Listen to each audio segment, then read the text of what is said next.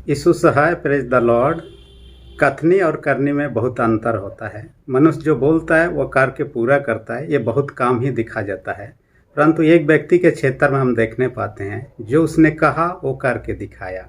अपने जीवन काल में यीशु मसीह ने शिक्षा दिया कि अपने बैरियों से प्रेम रखो और उनके लिए प्रार्थना करो। और जब क्रूस के ऊपर में लटका दिया गया, उस समय हम देखने पाते हैं इस बात को उन्होंने पूरा भी किया। लोगों को क्षमा की बात कही। क्रूस के ऊपर में से उन्होंने 7 वचनों को उच्चारण किया। उसमें सबसे पहली बात, हे पिता इन्हें क्षमा कर। आज हम वचन मत्ती रचित सुसमाचार 6 अध्याय 14-15 पद के आधार पर क्षमा के महत्व के विषय में हम लोग सुनेंगे। और क्षमा एक दूसरे को देना क्यों जरूरी है, क्या इसके बिना हमारे लिए क्षमा प्राप्त करना संभव है, नहीं है? इन सवालों का जवाब हम इन वचन के द्वारा ढूंढने का प्रयत्न करते हैं। आज हम देखते हैं लोग यदि किसी प्रकार का एक दूसरे के साथ में मनमुटाव होना, ये स्वाभाविक है। लड़ाई झगड़ा होना स्वाभाविक हो जाता है। दिनों दिन हमारे रिलेशनशिप, हमारा संबंध जो जटिल होते जा रहा है, इस कारण से एक दूसरे के साथ मनमुटाव होना, झगड़ा होना और किसी प्रकार का भेदभाव रखना, ये आम बात हो गया है। और हम जब किसी प्रकार से किसी के साथ झगड़ा झटी हो जाते हैं, उसका बदला लेने का प्रयत्न करते हैं। और हम ये देखने पाते हैं, यदि किसी ने हमें 1 थप्पड़ मारा है, हम कोशिश करते उसको 2 थप्पड़ हम कैसे मार सकें। किसी ने यदि हमें 1 लाठी मारा, हम कैसे उसे 2 लाठी मार सकते हैं। किसी ने यदि 1 पैर तोड़ा, हम उसका 2 पैर कैसे तोड़। किसी ने हमारा 1 आँख फोड़ा है, हम 2 आँख कैसे फोड़। ये वर्तमान का लोगों का स्वभाव जो है दिखाई देता है। और बाइबल में ऐसे कई घटनाओं को हम पाते हैं। उसमें से एक घटना आप देखने पाएंगे, एसाव और उसके भाई याकूब के बीच में। जब याकूब जो कि छोटा भाई था, अपने बड़े भाई का पहलौठा का अधिकार को छीन लिया और बड़े भाई का जो आशीष पिता से मिलना था उसे भी वो छल कपट करके ले लिया। तब बड़ा भाई एसाव उसको बदला लेने का सोच विचार करने लगा, उसको मार डालने का सोच विचार करने लगा। तब याकूब अपने घर से दूर अपने मामा के घर में भाग जाता है। न केवल उस समय ये व्यक्तिगत रूप से घटना था, परंतु हम राजाओं के विषय में देखने पाते, एक राजा दूसरे राजा के ऊपर में चढ़ाई करना, प्रतिशोध लेना, ये भावना हम बाइबल में देखने पाते हैं। न केवल उस समय इतिहास में के पन्नों में हम इन चीज़ों को पाते हैं। उस समय न केवल ये घटना थी, आजकल भी हम देखने पाते हैं। यदि एक व्यक्ति को किसी प्रकार का कुछ हो गया, वो बदला लेने का प्रयत्न करता है। इस कारण से हम गैंग वार सबको देखने पाते हैं। एक दल के लोग दूसरे दल के लोगों को मारना पीटना, फिर प्रतिशोध स्वरूप वे दल, ये गैंग दूसरे गैंग को मारने पीटने का काम करते हैं। हम यदि देश के क्षेत्र में देखेंगे, आज भी एक देश दूसरे देश के क्षेत्र में हम बैरी या शत्रुता उत्पन्न होने के बाद में बदला लेने की भावना सोचते हैं। और इन भावनाओं में हम देखने पाते हैं जो सुपर पावर कहा जाने वाला अमेरिका जैसे देश भी इससे पीछे नहीं है। वो तो अपने दुश्मनों को चुन चुन कर बदला लेने का उसमें खूबी है।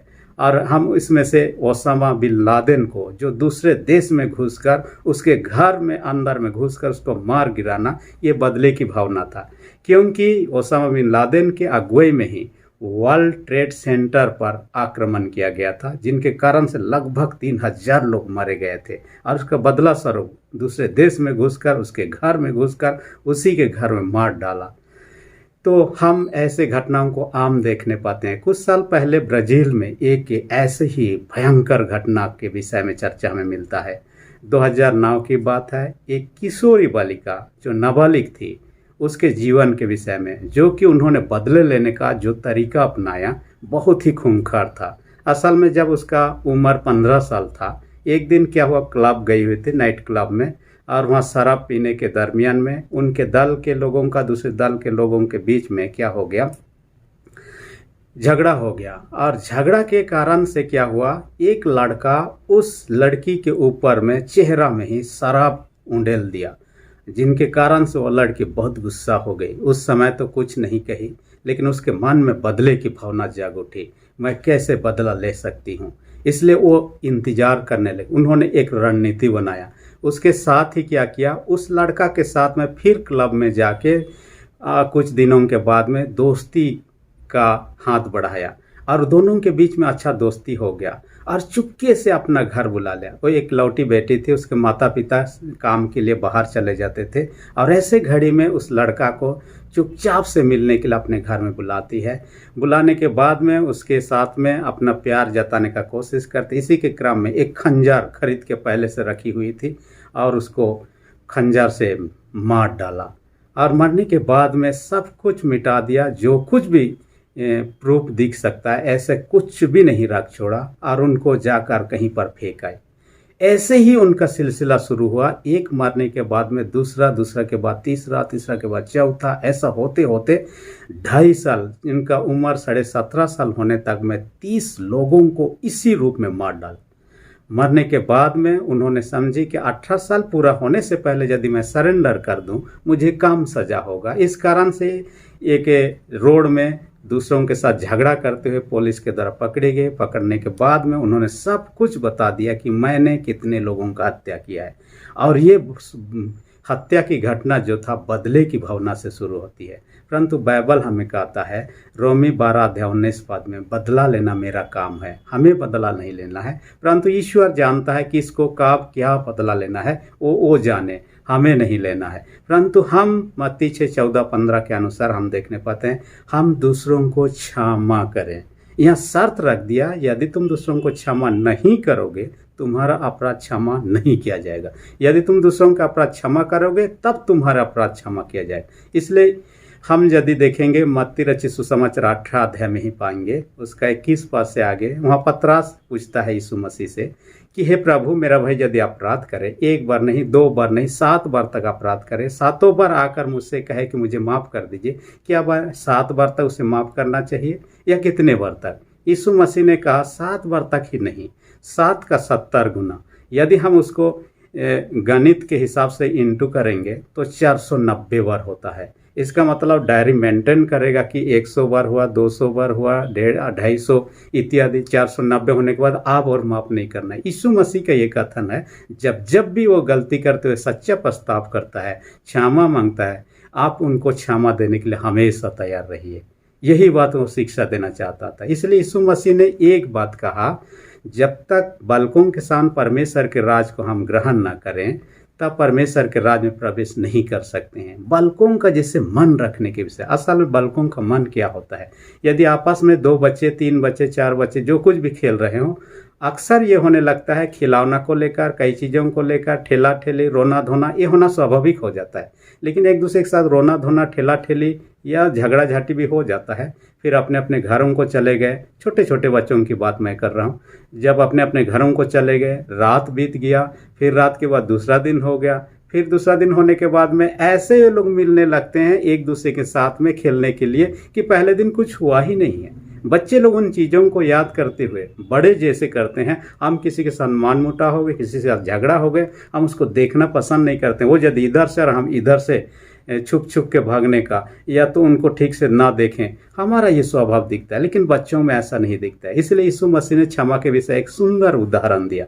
मत्ती रचित सुसमाचार 18 अध्याय उसका 23 पद से आगे में कहता है, एक राजा था और उसका एक कर्मचारी था, चाहे नौकर था, जो राजा से 10,000 तोड़ा कहता है। हम अपने देश के भाषा में उसको जानने के लिए हम इस प्रकार समझ सकते हैं, 10,000 रुपया उधारी लिया था।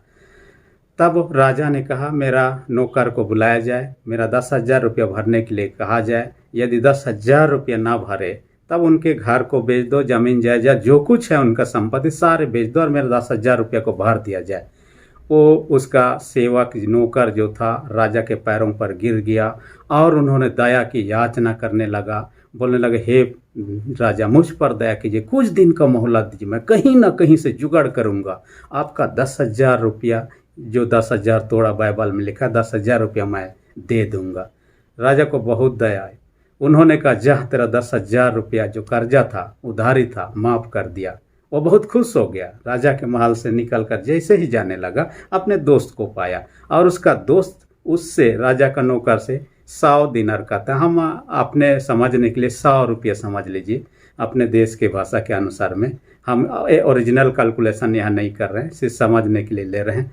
तो 100 रुपया उधारी लिया था, तो उनसे कहा आज मेरा दे दो, पैसा? उन्होंने कहा मेरे पास नहीं, कुछ दिन का समय दीजिए, मैं कहीं से जुगाड़ करके आपको लौटा दूँ। उन्होंने कहा नहीं होगा, आज नहीं दोगे तो ठीक नहीं होगा। वो नहीं दे पाया तो राजा का नौकर उसे क्या किया, पकड़ के जेल में डाल दिया। असल में उस समय का जो रीति विधि था उसके अनुसार आप उधारी यदि लेते हैं कितना दिन में आपको चुकाना है ये तय होना है, और उस दिन के बाद में यदि आप पार हो जाता है जिससे आप उधारी लिए हैं, कर्जा लिए हैं, वो व्यक्ति आप पर कुछ ना कुछ कार्रवाई कर सकता है। इसी नियम के तहत उसने 100 रुपया जो उधार लिया था पकड़ के जेल में डाल दिया। राजा को जब इस बात की खबर आई तो राजा बहुत गुस्सा हो गया। वो कहा कि मेरा नौकर को बुलाया जाए। उनको बुला के लाया गया। उनसे कहा तेरा 10,000 रुपया उधारी था, मैंने 10,000 के लिए तूने गिड़गिड़ाया, तुझ पर दया दिखाया, 10,000 रुपया कर्जा दो था मैंने माफ़ कर दिया। अपने साथी का 100 रुपया तूने माफ़ नहीं किया, उनके प्रति दया नहीं दिखाया। उसके बाद राजा क्या कहते हैं, इसको दंड देने वालों के हाथ में सौंप देता है और उसे दंड दिया जाए जब तक वह 10,000 रुपया ना भरे। देखिए, सबसे पहले राजा ने उसके 10,000 रुपया जो कर्जा था माफ़ कर दिया था, लेकिन जब अपने दोस्त का 100 रुपया नहीं माफ़ किया तब राजा बोलने लगा इसको देना ही होगा, जब तक नहीं देता उसको तकलीफ दिया जाए।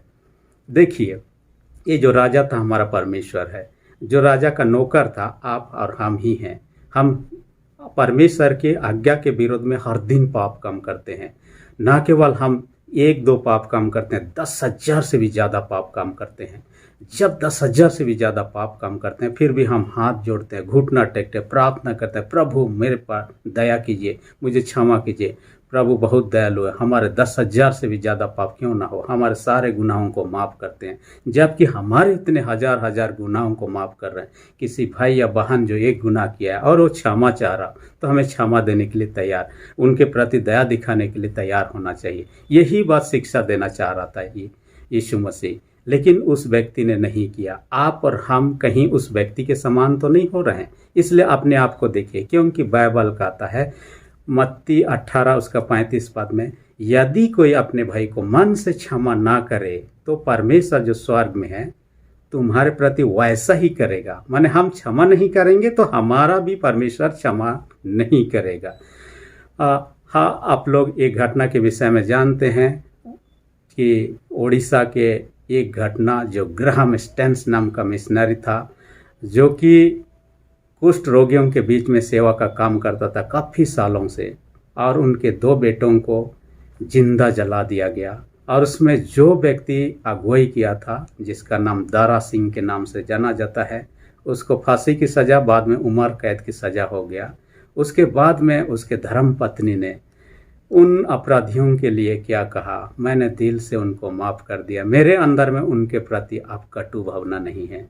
हालांकि कानून के दृष्टिकोण से अपराधी हैं, उनको उम्र कैद की सज़ा हो गया है और सज़ा भोग भी रहे हैं और भोगेंगे भी, परंतु दिल से जो अपना व्यक्तिगत रूप से है उन्होंने क्षमा की बात कही। और इतना महान बात कहना किसी के लिए आसान नहीं है। और इस कारण से हम देखते हैं हमारे देश का एक विशेष जो पद्मश्री उपाधि है उस लेडीज़ को दिया गया। उसके अलावा भी और दूसरा पुरस्कार भी उनको मिला। और इस प्रकार से यो महानता को दर्शाने का कोशिश किया जो बाइबल के शिक्षा के आधारित है, क्योंकि ये शिक्षा हर एक के हृदय में नहीं रह पाता है और हम दूसरों पर बदला लेने का ही प्रवृत्ति रखते हैं, ना कि क्षमा देने की बात। परंतु बाइबल मत्ती 6:14-15 पद में साफ साफ कर दिया, यदि तुम दूसरों का अपराध क्षमा करोगे तुम्हारा अपराध क्षमा किया जाएगा, यदि तुम दूसरों का अपराध क्षमा नहीं करोगे तुम्हारा अपराध क्षमा नहीं किया जाएगा। कंडीशन यहाँ रख दिया, क्षमा करो क्षमा पाओ, क्षमा नहीं करो तुम क्षमा नहीं पाओगे। हमारा पाप क्षमा जब तक नहीं होगा हम स्वर्ग को नहीं जा सकते हैं। इसलिए हम क्षमा चाहते हैं तो हम दूसरों को भी क्षमा देने के लिए तैयार हों। तीसरी विशेष बात जो चाहते हैं कि हम ईश्वर के विरोध में जितने भी गुनाह करें, हम यदि पश्चाताप ना करें क्षमा नहीं प्राप्त कर सकते हैं। इसके लिए हमें पश्चाताप की ज़रूरत है अपने पापों के लिए, जो कुछ भी हमने पाप किया गुनाह किया है। बाइबल कहता है कि पहला यूहन्ना 1:8 पद और 9 पद में देखिएगा, 9 पद में कहता है, यदि हम अपने पापों को मान ले तो हमारे पापों को क्षमा करने के लिए धर्मी और विश्वास योग्य है। मान लेते हैं तो हमारे पापों को क्षमा करने के लिए तैयार है। हम इस घटना को उड़ाऊ पुत्र के जीवन से देख पाते हैं। लूका 15 अध्याय में उड़ाऊ पुत्र के जीवन के बारे में हम पाते हैं, जो अपने पिता से दूर चला जाता है और दूर देश जाने के बाद में उसके जीवन में जिस प्रकार की परिस्थिति आई, वो कंगाल हो गया। बाद में वो जान गया कि अपने पिता से दूर होकर मेरा क्या हालत है, इसलिए उन्होंने पछताव किया और अपने घर को वापस आता है। पिता से कम क्षमा मांग के फिर से अपना जगह को हासिल करता है, अपने परिवार का सदस्य बन जाता है। वो सुख सुविधा जो पहले था वो हासिल कर लेता है। मैं एक मैगजीन में पढ़ रहा था, पिता और बेटा के बीच में झगड़ा हो गया था और झगड़ा होने के बाद में एकलौता बेटा था, परंतु पिता के साथ इतना झगड़ा बढ़ गया कि बेटा ने कहा आज के बाद मैं घर छोड़ रहा हूँ, फिर कभी वापस नहीं आऊँगा, और परदेश चला गया। और परदेश जाने के बाद में वो कई जगह काम किया और पैसा भी कमाया, लेकिन उनके अंदर में जो शांति होना चाहिए वो नहीं महसूस किया। शांति का अभाव, अपने परिवार का अभाव, अपने प्रियजनों का अभाव में वो बेचैन से होने लगा। पैसा रहने से क्या हुआ? वो एक चिट्ठी लिखा अपने पिता से, पिताजी मैंने गलत किया आपके साथ झगड़ा करके, यदि आप मुझे माफ़ करना चाहेंगे तो मैं घर आने के लिए तैयार हूँ। उसके बाद में उन्होंने कहा चिट्ठी वापस लिखने की ज़रूरत नहीं है, मैं जाऊंगा ट्रेन में फलाना तारीख को। उन्होंने लिख दिया फलाना तारीख को जाऊंगा। उनका जो घर था ट्रेन रूट से नज़दीक था, इस कारण से स्टेशन पहुंचने से पहले उनका घर पहुंचता था। इसलिए कि उन्होंने क्या कहा, मैं ट्रेन में जाऊंगा और घर के आंगन में एक पेड़ था, उन्होंने कहा उस पेड़ में आप यदि एक कपड़ा बांध दीजिए, लाल कलर का कपड़ा बांध दीजिए, ताकि मैं देखूं कि उस पेड़ में कपड़ा बंधा हुआ है, तो आपने मुझे माफ़ किया, मैं स्टेशन में उतर जाऊंगा, अपने घर को आ जाऊंगा। यदि आपने माफ़ नहीं किया है तो कपड़ा मत बांधिए, मैं स्टेशन से उतार के घर को नहीं आऊँगा, फिर वापस चला जाऊँगा। जब उस दिन आ गया जिस दिन के विषय में उन्होंने तारीख दिया था, जब ट्रेन में जर्नी शुरू किया, सोचने लगा यदि मेरे पिताजी उस पेड़ में यदि कपड़ा नहीं बंधा होगा, उसने माफ़ नहीं किया होगा, तो क्या मैं हमेशा हमेशा के लिए अपने परिवार से, अपने माता पिता से, अपने प्रियजनों से दूर हो जाऊंगा और उनका प्यार जो उनको मिलना चाहिए उससे वंचित हो जाऊंगा। वो सोचते ही जा रहा है। जैसे ही नज़दीक पहुंच रहा है उनका घर, और ही उनके हृदय में व्याकुल होने लगा। और जब देखने लगा उसका घर नज़दीक से पहुंचा, तब देखने लगा कि उसका घर का आंगन में जो पेड़ था उसमें ना केवल एक कलर का कपड़ा बंधा हुआ, कई सारे कलर का कपड़ा बंधा हुआ है। जब देखा उन्होंने कि समझ गया कि मेरे पिताजी ने मुझे माफ़ किया है। स्टेशन में उतरा, अपने घर आया, उसके पिताजी ने उसे गले लगा लिया और अपने परिवार में जगा दिया। मैंने पहले जैसे उनका संबंध फिर से स्थापित हो गया। अपने पिता से पूछा, पिताजी मैंने तो कहा था एक कपड़ा बंधिए, आपने इतने सारे कई कलर के कपड़ा क्यों बंधे उस पेड़ में? उन्होंने कहा बेटा मैं इतने दिनों से आपके से दूर रहकर बेचैन से हालत में थे, ना केवल मैं, माता जी के साथ में, दोनों वे लोग माता पिता बेचैन हालत में थे। इस कारण से हम चाहते थे कि एक कपड़ा बांधने से यदि किसी कारण पर आपको दिखाई ना दे, हमेशा हमेशा के लिए हमसे दूर हो जाओ। हम ऐसा कदापि नहीं चाहते थे, तुम घर वापस आ जाओ, हमारे साथ रहो, ये हम चाहते थे। इसलिए बहुत सारे कलर का कपड़ा को बांध दिए ताकि कोई ना कोई कलर आपको दिख जाए, आप घर आ जाएं और हमारे साथ रहना शुरू करें। देखिए ये इस पिता का जो रोल है, परमेश्वर का यही रोल है। वो हमसे बहुत प्यार करते हैं, जो भी कि पाप के कारण हम से दूर भटक जाते हैं, विनाश के कगार तक पहुंच जाते हैं, फिर भी परमेश्वर उम्मीद करते हैं हम पछताव करके उसके पास लौट आएं, हम अपने पापों को मान लें, क्षमा प्राप्त करें और नए जीवन के साथ में प्रभु के साथ आगे बढ़ें। प्रभु यही चाहता है। यहेजकेल 33 उसका 11 पद में यही कहता है, परमेश्वर दुष्टों के मरने से प्रसन्न नहीं होता है। माने पाप में हम मर जाए, नष्ट हो जाए, ईश्वर ऐसा कदापि नहीं चाहता है। कौन अपने बेटा बेटी को ऐसा मरते हुए हालत में देख सकता है? हम परमेश्वर के संतान हैं, इसलिए अपने बेटा बेटी को नष्ट होते हुए देखना नहीं चाहता है, हमें एक नया जीवन देना चाहता है। इसलिए यदि हम अपने आप को आज देख रहे हैं कि हम गलत हैं, यदि किसी कारण पर अपने पापों को हम महसूस कर रहे हैं, क्योंकि बाइबल कहता है रोमी 3 सबों ने पाप किया है, हम जितने संसार में हैं सबों ने पाप किया है। 7 अध्याय उसका 20 पद में भी कहता है, संसार में ऐसा कोई व्यक्ति नहीं जिसने एक भी पाप काम नहीं किया हो। भजन संहिता 14 अध्याय उसका 1 से 2 पद में हम देखना, आकाश से परमेश्वर ने देखा कि कोई ऐसा है जिसने धार्मिकता का जीवन व्यतीत किया हो, जिनसे एक भी पाप काम नहीं हुआ हो, ऐसा कोई नहीं है।